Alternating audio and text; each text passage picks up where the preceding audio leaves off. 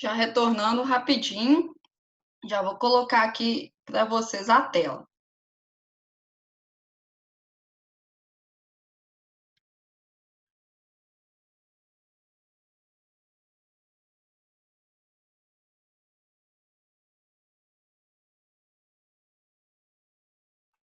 Ó, vamos lá na renda fixa. Alta liquidez, baixa rentabilidade e alta segurança. Tá, então vamos ver quais são esses produtos que são comercializados aí, né, dentro da renda fixa. Tá, mas o que eu posso aplicar, então, que é considerado renda fixa? Foi apresentado para vocês o debêntures. O que é um debênture, pessoal? São títulos de dívidas de empresas privadas que visam a captação de recurso para o seu caixa. Ok? Vamos analisar passo a passo esse conceito. Eu sou uma empresa privada e vamos supor eu quero construir um aeroporto, tá? E aí eu posso ir lá e emitir títulos da minha dívida e eu vou falar assim: ô Fábio, compra aqui meus títulos, investe, me empresta o seu dinheiro, Fábio, que eu vou retornar para você com juros. Eu vou te pagar uns juros, aí você vai investir, porque eu estou querendo comprar aí, fazer um aeroporto, né, que eu falei que eu ia fazer. E aí, depois de 6 meses, Fábio, eu vou te retornar aí com 7% de juros. Pode ser? Vamos combinar assim? Então, as empresas, elas podem emitir esses títulos, empresas de capital aberto, tá? Aquelas empresas que comercializam título dentro da Bolsa de Valores, podem emitir esses títulos visando a captação de recursos. Não é qualquer empresa que pode emitir esses papéis, elas só podem ser emitidas por instituições e sociedades anônicas de capital aberto. Quem quer de capital aberto, eu expliquei na última live, são aquelas empresas que trabalham dentro da Bolsa de Valores. Por quê? Porque qualquer pessoa pode comprar aí o debênture, tá? Normalmente os debêntures são pagos de 6 meses com 6 meses e até um ano, tá? Quando eu vou fazer um investimento no debênture, eu tenho que ficar muito esperto. Por quê, gente? Porque, olha só, eu estou comprando um título de uma empresa privada. Então, eu tenho que, por mais que esse título seja barato e a empresa está me... Tá, vamos supor aí que a empresa está me prometendo um retorno mais alto. Vamos supor que dentro da renda fixa, o debênture seja um retorno, a rentabilidade mais alta que eu tenho. Só que eu preciso analisar como está a saúde financeira daquela empresa. Porque se ela estiver aí fechando com balanço patrimonial negativo e ela quebrar, olha só que enrascada que eu fui me meter. Apesar de ser um título de renda fixa, eu consideraria aí um título de renda fixa com maior possibilidade de cano, né? Porque a empresa, você tem que acompanhar mais como que está a saúde financeira para que você compre ou não esse debênture. Essa empresa está dando lucro, essa empresa está fechando positivo, ok, então bacana, eu vou lá e vou comprar um debênture porque eu já sei qual que vai ser o retorno que eu vou ter, tudo direitinho. Então, as empresas podem emitir títulos e vender, pegar dinheiro emprestado com os investidores e, em contrapartida, elas pagam para os investidores aí uns juros, que é igual eu falei com vocês, quando a gente pega do banco, a gente não paga juros para eles, então as empresas não querem pegar de meu dinheiro emprestado, então ela também vai me pagar uns juros aí, e a gente vai combinar, cada debênture vai vir aí, a empresa vai me informar, ó, daqui 6 meses eu te pago os juros, ou então daqui um ano eu te pago os juros, tá? Outro tipo, outro. É... Gente, perdi. Investimento em renda fixa, né? Outro produto em renda fixa é o CDB. Ele é um título emitido por bancos para captar recursos para financiar as operações. Então, as empresas não te pedem dinheiro emprestado, o banco também pede para a gente dinheiro emprestado. Então, quando o banco quer fazer algum investimento, ele quer, vamos supor, abrir uma nova sede, ele vende para a população CDBs, né? E aí ele vai vender, ele vai falar assim, população, quando eu, investidor, compro o CDB, aplico o meu dinheiro em CDB, é a mesma coisa do banco tá falando assim, me empresta o seu dinheiro, que daqui X tempo eu vou te retornar aí com juros de tantos por cento, tá? Por que o CDB é bem seguro? Porque como eles são emitidos por bancos, nós temos aí o Fundo Garantidor de Crédito por trás, garantindo aí até 250 mil. Se você investir até 250 mil, se o banco quebrar, o fundo ele te retorna esse dinheiro. É como se fosse um seguro, ok?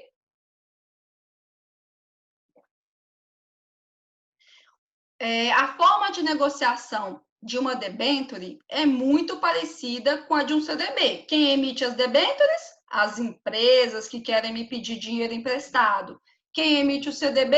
Os bancos que querem me pedir dinheiro emprestado. Ou seja, o investidor empresta dinheiro para a empresa através da compra de um título, em troca recebe juros conforme as taxas e prazos definidos. Eu vou só deslocar esse slide para cá, porque essa era a sequência. Então, o CDB é o banco me pedindo dinheiro emprestado, tá, gente? Nada mais é do que a gente emprestando aí o nosso dinheirinho para o banco e eles vão pagar aí a gente com determinado juros. Super seguro também, né? Rentabilidade, se a gente for comparar com a renda variável, a rentabilidade da renda fixa é baixa, mas ela é mais segura. Então, aquele dinheirinho que eu vou fazer como uma reserva de emergência tem que ser um dinheirinho seguro. Não pode ser um dinheirinho que eu vou investir numa renda variável. Por quê? Porque eu não posso arriscar perder ele. É um dinheirinho ele de reserva, é o meu colchãozinho. Então, estes são os melhores investimentos. A renda fixa são os melhores investimentos quando eu falo de um colchãozinho de reserva. Ah, professora, por quê? Porque eu vou ter muito retorno com ele? Não, a sua rentabilidade é baixa. Mas ele te traz uma determinada rentabilidade e, ao mesmo tempo, ele te traz segurança e, ao mesmo tempo, ele te traz liquidez. Se você precisar pegar lá o seu dinheiro que está aplicado no CDB, em 2 dias o banco te retorna, tá? O que não vai acontecer aí dentro da renda variável. Outro produto que é comercializado dentro da renda fixa é o Tesouro Direto. Então, a empresa já me pediu dinheiro emprestado e vai me pagar juros através dos debêntures. Os bancos já me pediu dinheiro emprestado e vai me pagar juros através do CDB. Agora, o governo está me pedindo dinheiro emprestado e vai me pagar juros através do Tesouro Direto. Tesouro Direto é um programa de investimentos oferecido pelo governo federal, em parceria com a Bovespa. Com ele, o investidor, pessoa física, pode adquirir títulos da dívida federal com risco mínimo e rendimento superior à poupança. Pessoal, desses rendimentos aqui, desses investimentos em renda fixa, todos não têm uma rentabilidade. Ai, meu Deus, que beleza, vou ficar rico investindo em renda fixa. Não, mas o pior é a poupança, tá? É aquele que traz menor rentabilidade. Gente, se o Tesouro Direto é tão seguro quanto a poupança, se o CDB, eu tenho aí um fundo garantidor que me garante 250 mil caso o banco quebrar, para que eu vou deixar meu dinheiro aplicado na poupança? É pouco, mas eu vou procurar quem me rende mais, né? Então, gente, o Tesouro Direto é a gente emprestando, quando você vai lá, dentro de uma corretora e compra, vou colocar R$200 no Tesouro Direto, é você emprestando seu dinheiro para o governo. E o governo vai te retornar aí, depois de um determinado tempo, que na hora que você contratar, você já vai saber, porque é renda fixa, então eu sei aí qual que vai ser o meu retorno, né? E aí ele vai te retornar, depois de um tempo, esses juros aí, diante do dinheiro que você emprestou. Esses títulos, o Tesouro Direto, pode ser pré-fixado, então o governo vai te falar, vou te pagar 7% de juros no final do ano. do que você me emprestou, investidor, ou pós-fixado, com um juro fixo anual mais a variação de um indexador. É aquele caso que eu falei com vocês. O governo vai falar assim, ó, vou te pagar 7% mais um percentualzinho aí de acordo com a variação da Selic, que tá para investidor não tá bom não. Com a variação do IPCA. Porque pensa só, a Selic não tá baixinha, ela tá variando aí em torno de 2%. Então, o investidor que vai comprar o Tesouro Direto, vamos supor que o governo pagou 4%. 4% mais os 2% da Selic, se ela fechar em 2% aí no final do ano. Então, para a renda fixa, é o melhor investimento que você vai fazer? Gente, não, se você olhar rentabilidade, pode até não ser, mas a gente vai olhar sempre para a renda fixa pensando na minha reserva de emergência, naquele dinheiro que eu não posso arriscar, naquele dinheiro que está paradinho ali, quando eu precisar retirar ele rapidamente. E aí a gente tem aí, dentro da renda fixa, esses produtos, né? Os debêntures, CDB e o Tesouro Direto. Beleza na renda fixa? Alguma pergunta, pessoal? Tô vendo as carinhas que não. Me mandem perguntas, abram... Ô, Priscila. Oi. Em relação ao Tesouro Direto, o investimento pode ser feito por qualquer pessoa? Pode ser feito por qualquer pessoa. Você abre ali uma conta dentro de uma corretora e compra um pouquinho aí aí você vai e compra ali através do Tesouro Direto. Ou então você também pode, eu não sei se os bancos, pouquíssimos bancos comercializam, alguns bancos, os bancos múltiplos talvez comercializem, tá? Através dos bancos também, mas tem gente que compra através de corretora e vai de cada pessoa mesmo. Mas qualquer pessoa, E outra coisa, também não tem valor, não. Você pode colocar, não é sua reserva de emergência, então hoje eu coloquei 100, amanhã eu vou lá, coloco mais 100, amanhã eu vou lá, mês que vem eu coloco 50. Oi. Ô, Priscila, mas para a gente investir no CDB tem um valor mínimo, não? Por exemplo, você tem que ter a partir de 5 mil, a partir de 3 mil, um valor para você começar a investir, assim, não pode ser de 100 sem poupança. No CDB ou Tesouro Direto. Olha, no Tesouro Direto eu sei que não, mas no CDB a gente tem que ver com relação aos bancos. De banco para banco. Cada banco. Minha mãe falou que sim, Priscila, mas ela não me especificou que agora quanto que não, que ela falou que tem que avaliar, eu acho. Quanto eu perguntei para ela se tem valor mínimo no Itaú, ela falou que tem. Aí, ó, no Itaú tem, aí, ó. No CDB do Itaú? Porque o Itaú no CDB do Itaú. No mínimo de 3 mil na época. Aí, ó. Tá vendo? Aí você, por exemplo, então eu vou olhar, aí você vai olhar o quê, gente? Qual que é o percentual de rentabilidade que o Itaú tá te pagando?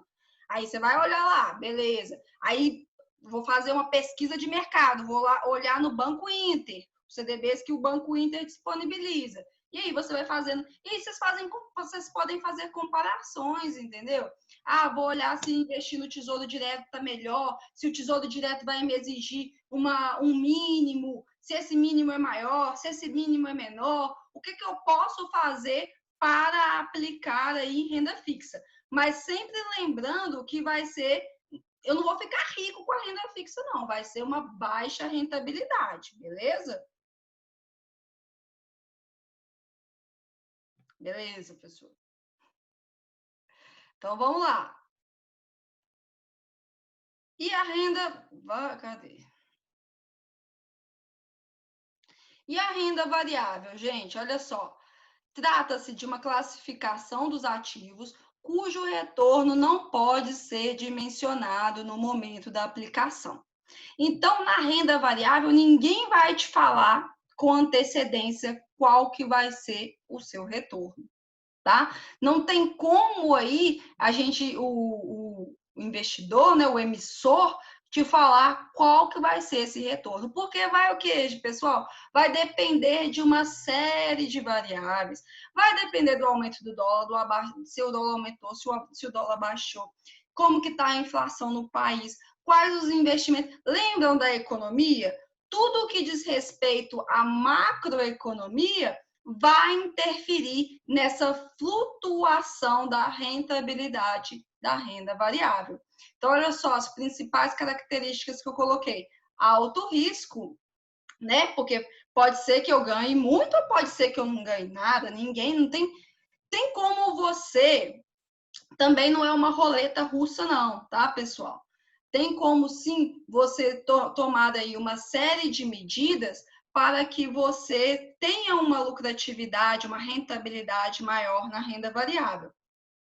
Você vai conhecer a empresa, você vai, essa empresa aí que eu estou comprando, vamos supor, uma ação, ela paga dividendos? Como que são esses dividendos que ela paga? Está em torno de quanto? Ok? Então, essa empresa, ela tá fechando aí com uma lucratividade, o balanço dela tá legal? Ok?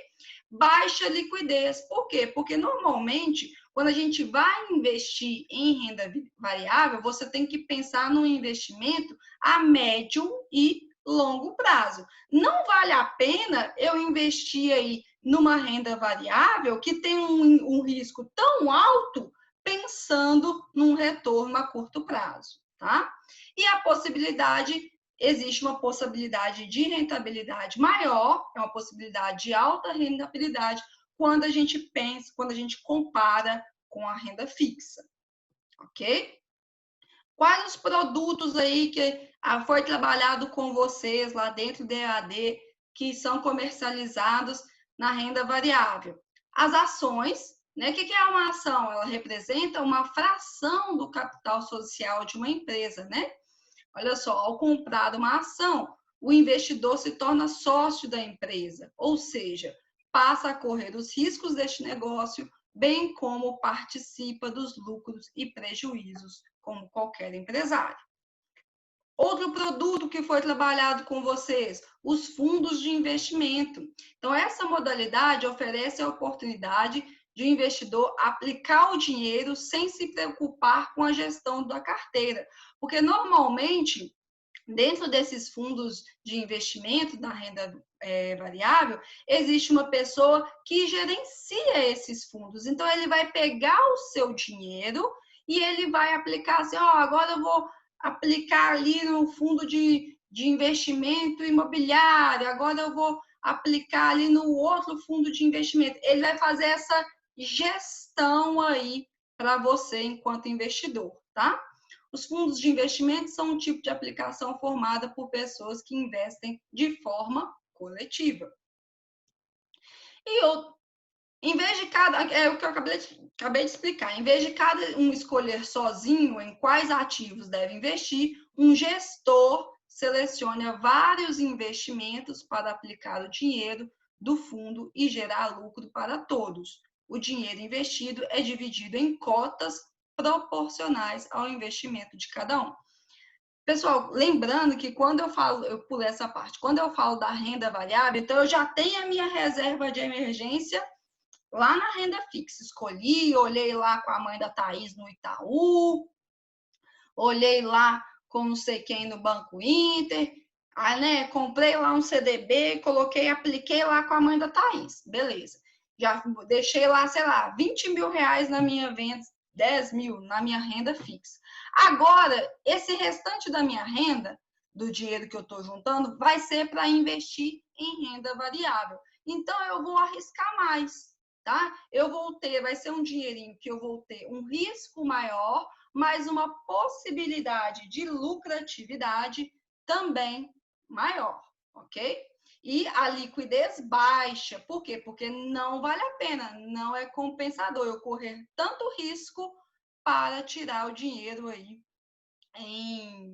rapidamente. E alguns fundos nem permitem, você é obrigado a ficar aí determinada quantidade de tempo, tá?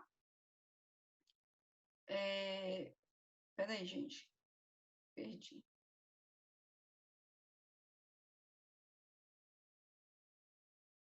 Então, olha só, a gente viu os produtos que são comercializados na renda variável. Você pode comprar ação, você pode colocar seu dinheiro em fundo de investimento, você pode colocar seu dinheiro em ETF. O que são os ETFs? São fundos que refletem o comportamento de um determinado índice. Então, vamos supor, eu quero começar a aplicar em renda variável, mas eu não sei muito bem esse negócio de bolsa de valores e tal, não conheço muito bem esse negócio. Então, eu vou começar aí aplicando o meu dinheirinho nos ETFs. Por quê? Porque os ETFs, eles são fundos que eles vão te dar o retorno de acordo com um determinado índice. Vamos supor, eu tenho o índice da Ibovespa. Então, todas as empresas ali da Ibovespa, sabe quando fala no Jornal Nacional? O índice da Ibovespa foi de X%, esse vai ser o... Você não está aplicando em uma empresa específica, você está aplicando nesse índice. Eu tenho o índice, eu até anotei aqui que meu marido me falou qual que era do dividendos, o DIV11. Você não está aplicando em uma empresa que distribui dividendos, você está aplicando o seu dinheiro em todas as empresas que distribuem dividendos. Então, é mais fácil aí de você ter um retorno, porque às vezes, o que são os dividendos, gente? Quando a empresa vai repartir o lucro aí para os seus sócios, não é isso? Então, olha só, às vezes a empresa da Kenya me pagou muito dividendo, porque ela teve, uma rentabilidade alta, mas a da Priscila teve uma rentabilidade baixa. Então, às vezes, uma vai compensar a outra. Então, esses ETFs é quando você faz investimentos em índice. E aí vocês vão ter lá dentro das corretoras, dentro da bolsa, inúmeros índices que vocês podem pesquisar aí para fazer os seus investimentos.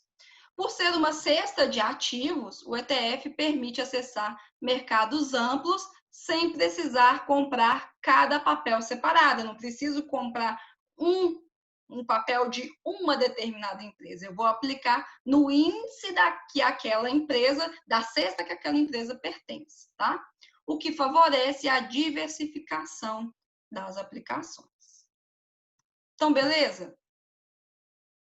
Tranquilo aqui, gente? Então, esses são os produtos que foi apresentado. Tranquilo. Foi apresentado para. Tô subindo. Foi apresentado para vocês dentro da renda variável. Tem outros? Tem vários outros. A gente trouxe aqui o que foi apresentado lá dentro do EAD. Foi passado para vocês também, superficialmente,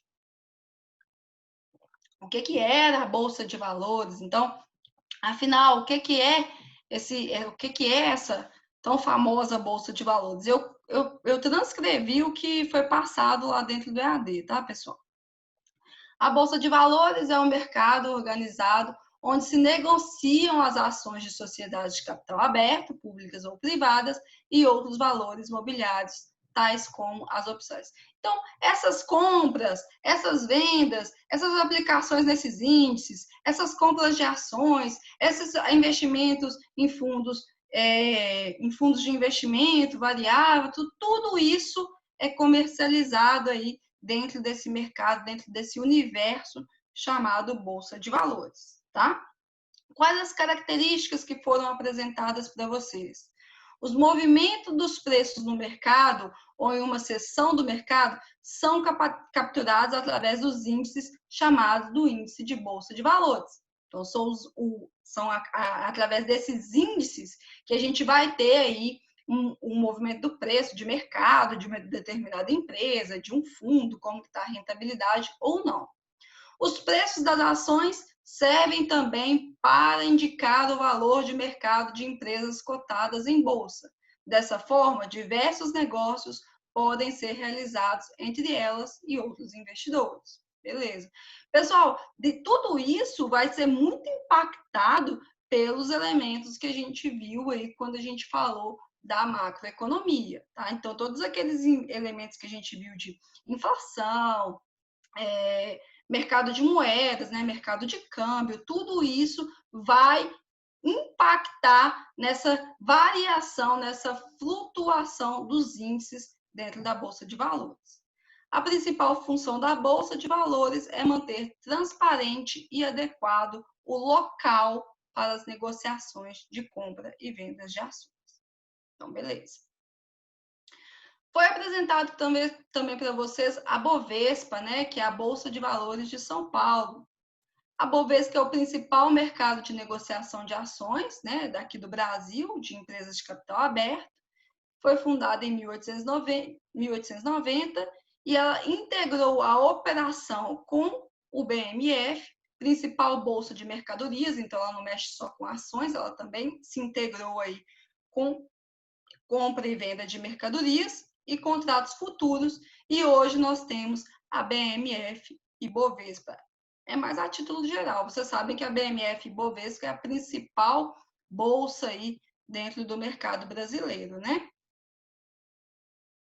Ainda falando um pouquinho sobre a Bolsa de Valores, nós temos lá os emitentes, né, que são as empresas, os bancos, aquelas instituições que emitem os títulos para as vendas. Nós temos os investidores, que é quem compra, e nós também temos os intermediários, que são quem, pessoal?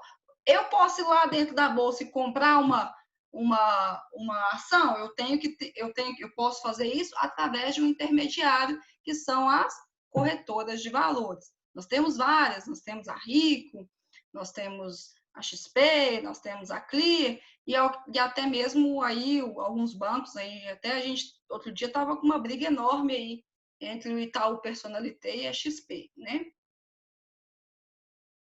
Então, essas instituições são os intermediários. Vamos falar um pouquinho sobre as corretoras.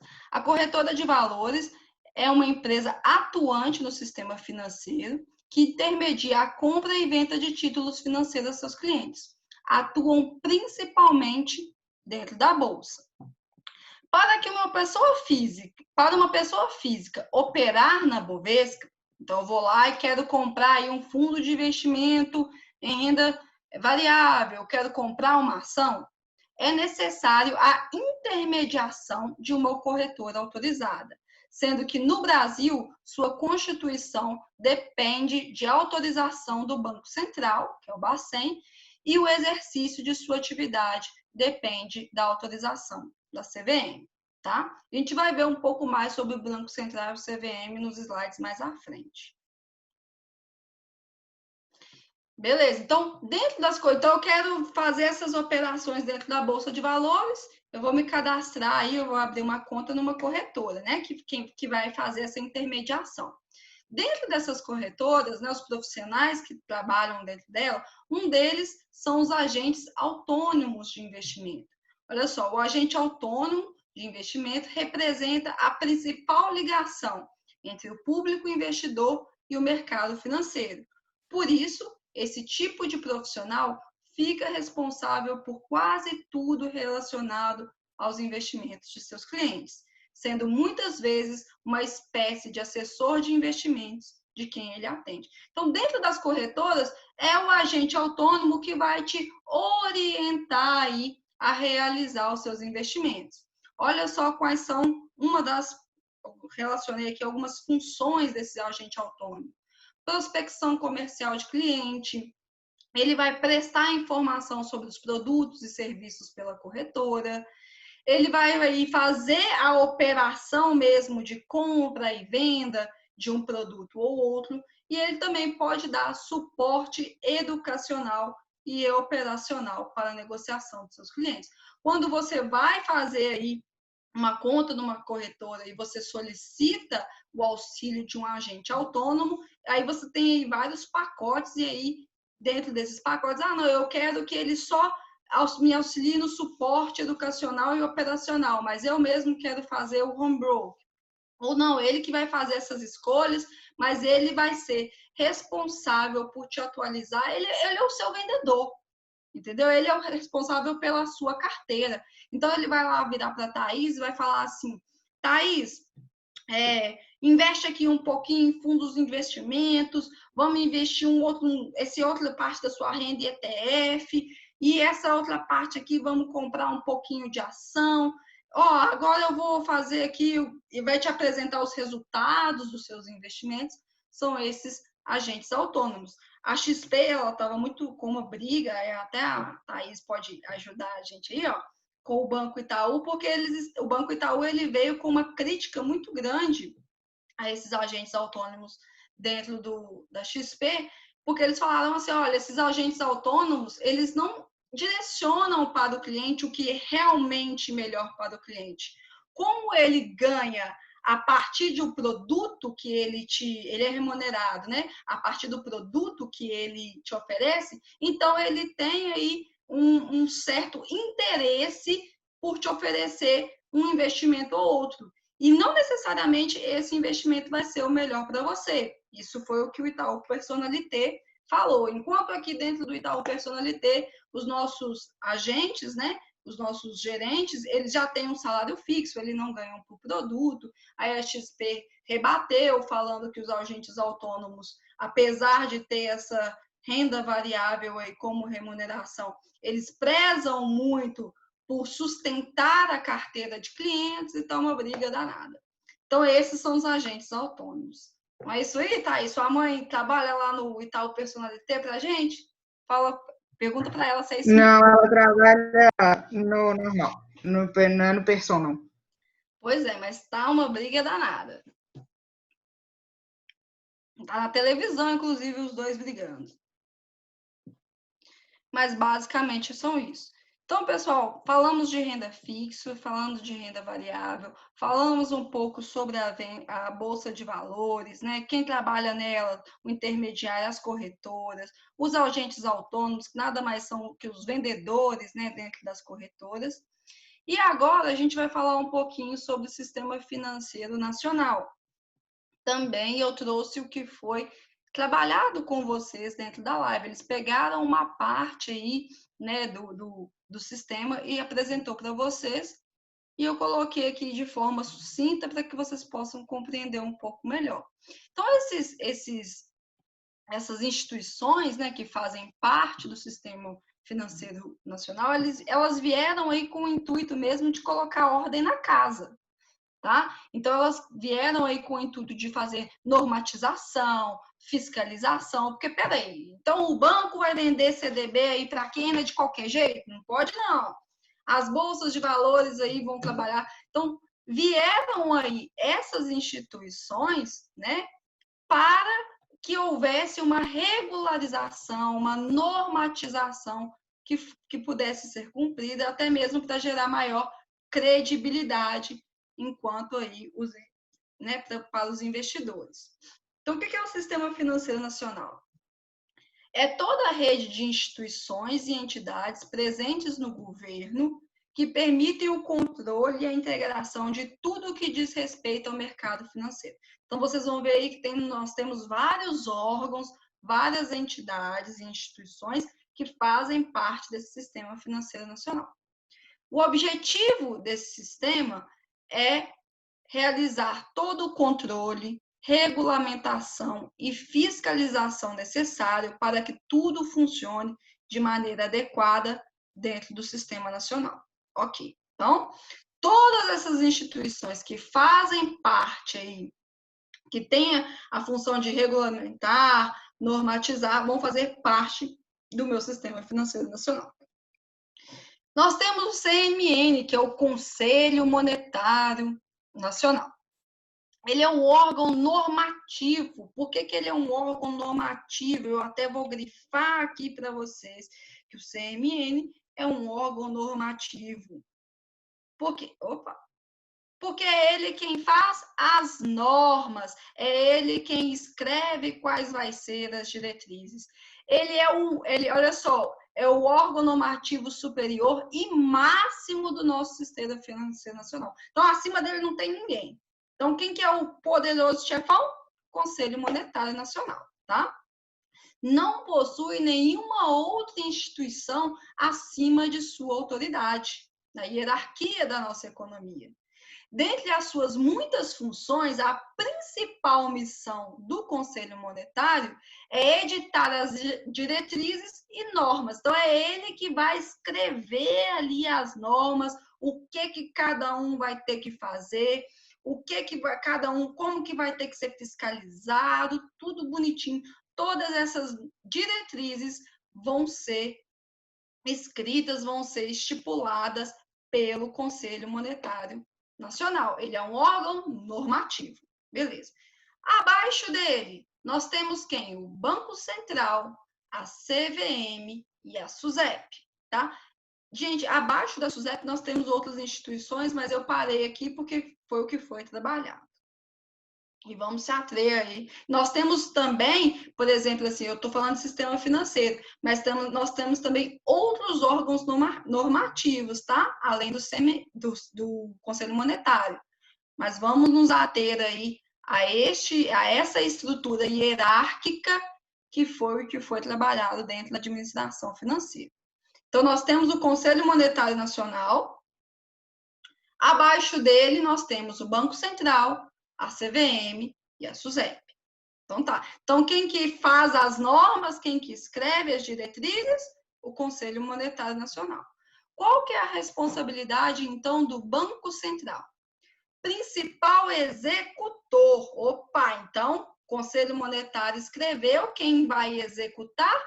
Banco Central. Mas onde ele vai executar? Olha só, principal executor do que é normatizado pelo órgão, pelo CMN. Possui a obrigação de fiscalizar, regular e controlar todo o sistema bancário e financeiro do país, além de executar a política monetária vigente. Então, o Banco Central ele é considerado o banco dos bancos. Tem o Conselho Monetário, o Banco Central, que é o principal executor, e ele vai mandar aí em todos os outros bancos. É ele que vai regular, é ele que vai fiscalizar o Itaú, é ele que vai fiscalizar o Santander, é ele que vai fiscalizar todo mundo, e é ele que vai executar a política monetária que o CMN aí escreveu, que mandou como diretriz. Ele também é conhecido como os bancos dos bancos, pois possui a função de conceder empréstimos aos outros bancos através da taxa de redesconto, a gente já viu isso, e também pode recolher valores dos bancos através do depósito compulsório, a gente também já viu isso em economia. Beleza, então o Banco Central ele vai fiscalizar, regular e tudo quanto é outra instituição financeira. E quem está fiscalizando os bancos? O Banco Central. Você já viu quando você é mal atendido dentro de um banco? Aí você fala assim, eu vou ligar na ouvidoria do Banco Central. Meu Deus do céu, eles faltam de carregar no colo. Por quê? Porque quem que é o chefe deles? Para quem que eles vão responder? Eu já fiz isso uma vez. Pois é. Na hora que você fala assim, vou te levar no Procon, eles, não tô nem aí. Vou te colocar no Reclame Aqui. Pode colocar. Vou ligar na ouvidoria do Banco Central. Opa! Se você tiver com uma certa razão, eles vão parar para te ouvir. Porque ele é o banco dos bancos. Lembram quando a gente falou aqui, ó, que o Banco Central ele vai conceder empréstimo para os outros bancos, cobrando uma taxa aí de redesconto? É ele que vai organizar tudo, é ele que vai fiscalizar tudo, tá? Nós temos também aí, então, a gente falou que a gente tem abaixo do CMN. Eu estou olhando aqui porque falta 1 minuto e 33. Eu acho que eu vou ter que mandar outro link, tá, gente? Nós temos o Banco Central, vai fiscalizar todos os bancos, e nós temos a CVM também, que está abaixo do Conselho Monetário Nacional. Eu já até falei um pouquinho sobre ela na outra live. Quem que é ela, gente? A Comissão de Valores Mobiliários. Ela vai fiscalizar, ela vai ali aplicar as regras do CMN aonde? Dentro ali da Bolsa de Valores, né? Então ela fica de olho ali nas corretoras, opa, deixa eu regular aqui, deixa eu fiscalizar o que está sendo feito aqui em todo mundo que quer operar aqui nas bolsas. Deixa eu regular, deixa eu aplicar as normas e diretrizes que o CMN me deu. Então, olha só, possui o dever de fiscalizar e supervisionar as empresas de capital aberto e também o mercado de capitais e as corretoras de valores como um todo. É um órgão que busca proteger os investidores no mercado de capitais, precavendo eles de se submeterem a operações fraudulentas.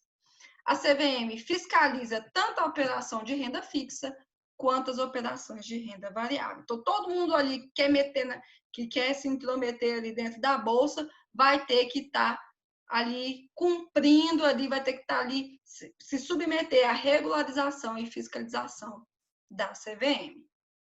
Vai cair aqui a live, eu vou gerar outro link para